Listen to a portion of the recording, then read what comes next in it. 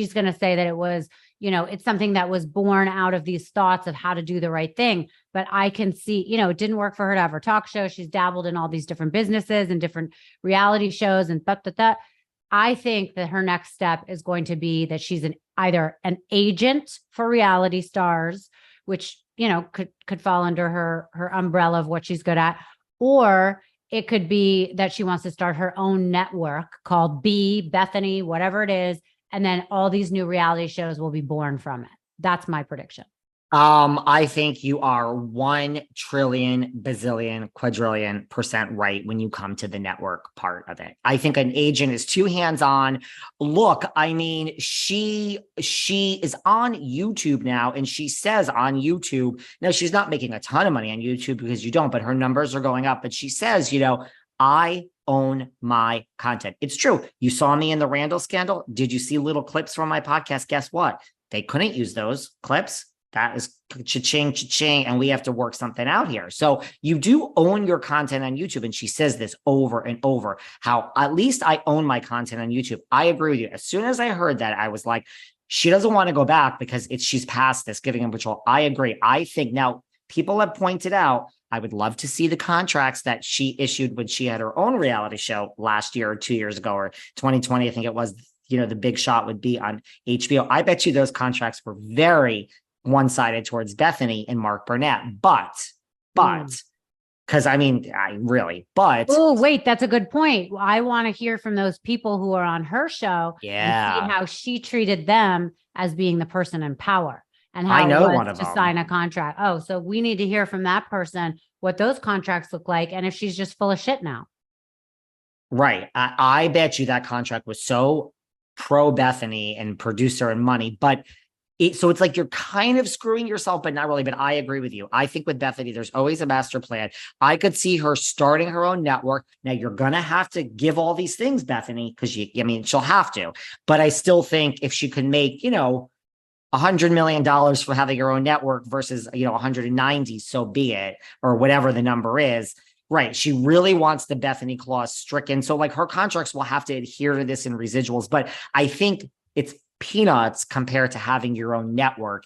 And I do agree with you that I think it's just like anything else. If there were one airline out there that said we undercut and we're still the same quality, we would all take that airline, right? Yeah, totally. But listen to this. She could be having talks right now with the people in the writer's strike and the actors. Is it an actor's strike too? Yeah, actors and writers. So this whole strike, she could be talking to them and saying, why don't you come over and write a reality script for me, or get involved in reality right now because you're on a strike. Let's build this up really quick before you get your job back. I mean, one of my best friends is living in LA and she's a screenwriter, and she is nervous about her job. So she's actually going to come to Florida for a few months and live with me until she figures it out. Now, if she was offered a job in reality TV, she could take it, and this would work for her. So, right. And they would have to call. I mean, yes, except SAG has a lot of strange rules of its own. But yes, to your point,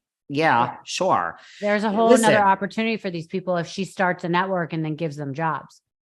I agree. And like the people she's meeting through this, I mean, listen, she could have her own version of Housewives. Like, I agree that it's bigger. Maybe you're right. Maybe it's not just about her legacy, but I can tell you, like Garagos and Friedman, it's not about their legacy. I mean, it is, but there's money. So that's where it's like, if they didn't smell something here, Garagos would say, fuck off, Bethenny. Like, there's gotta be something. Garagos, I don't know if people are connecting the dots here. Garagos is a huge lawyer, but he's a criminal defense lawyer, which is an interesting way to go. I mean, he's right now representing the Menendez brothers to get them out and get them a new fair trial, which is a big deal. And he's also been the main guy who was representing Scott Peterson, the guy who killed his pregnant wife. He killed Lacey Peterson and the baby. I think the baby's name was Connor, unborn baby, and he's on death row right now. And was he Michael Jackson also, or am I making that up? Yeah, he did represent Michael Jackson. That was obviously a long time ago, and I don't remember the details of that. And he represented Gabrielle Union, I think, against The Voice.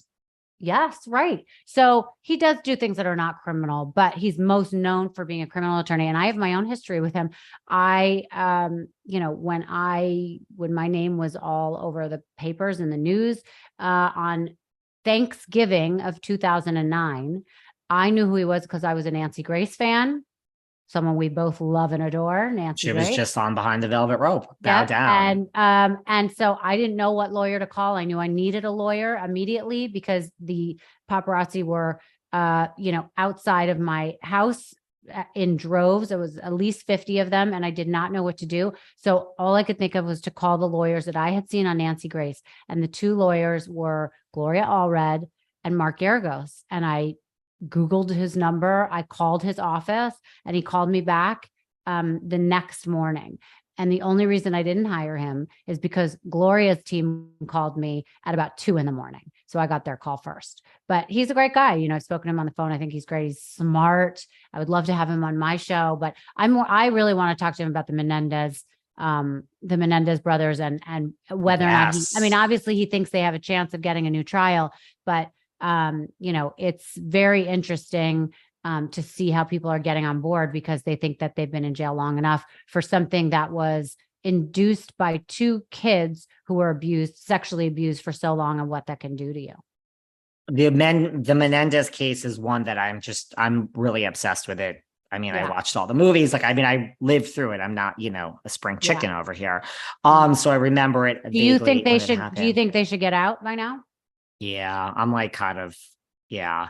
I believe you do the crime, you do the time, you do the crime, you do the time, and then you move on. And I know they're still doing the time, but yeah, I'm listen, people hate me 24/7 for a lot of things I say. So yeah, I say let them out. How long has it been now? 30 years, 40 years? I know they brutally killed their parents, but that's kind of where my gut says, I say let them out.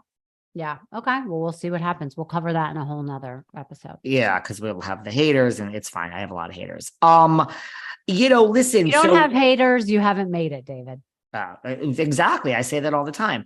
But so people, when they say because I'm not going to mention names, but I tell people I get calls from housewives all day now, not because of this, just in general, but every housewife, she burned her bridge. We're past that. Bethenny is not. She's not you. You have to step outside yourself. So she understands that she burned her bridge. She's not going back. She's prepared for that. Yeah. She doesn't. And she's like, what bridge? We're past I don't need Bravo. Right. She thinks she's bigger than Bravo. So she doesn't need that bridge. I'm pretty convinced that she doesn't give a shit. What's interesting to me to see is if she's going to go after Andy. Well, he is. I have that on my list here. His name is in there. So here's the thing, having, being a lawyer myself, having run corporate America, HR, and a lot of places, including Martha Stewart, no ego, just look, I have zero emotions in business. And it's the way things work is there's no justice. So when something like this happens, if we're going to make it go away and we're going to change whatever, somebody usually loses their job or two, right? We have a changing of the guards. When it's this big, if this really is this